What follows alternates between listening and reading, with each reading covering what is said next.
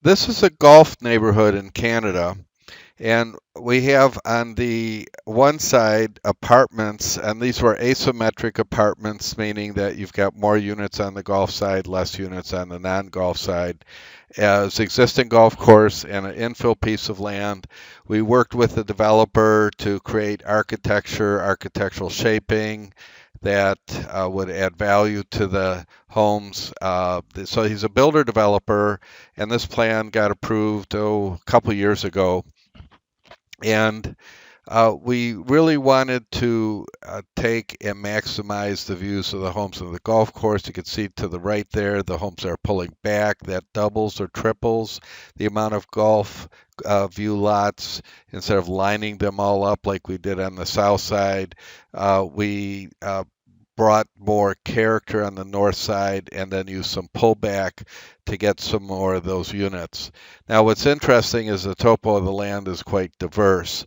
Again, we typically would put a stock apartment unit and let the architect go with their imagination. So these were fillers, and the architect came up with three separate buildings that were designed to fit into the land, and like these buildings had underground parking so that you wouldn't have to have an excessive amount of parking on the development.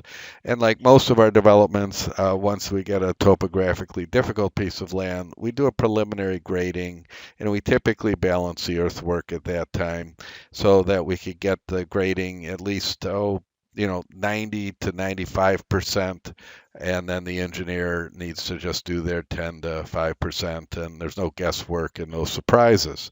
The big thing about this is, what the units would feel like as you're inside them. And again, as we've mentioned several times before, it's not just the placement of the home and the look of the street, it's the views out the home. There's enough elevation difference there and enough separation so that we could get actually a valley view and possibly some of the golf view in the back of these upper hill homes. So it's not like planning from an aerial standpoint, it's planning from a human scale. And as we come down this one street, we have one street again. It's our concept of let's have a main street that defines the neighborhood. You enter that neighborhood, you stay on that street throughout the neighborhood, and then we have just this one small street that cuts through.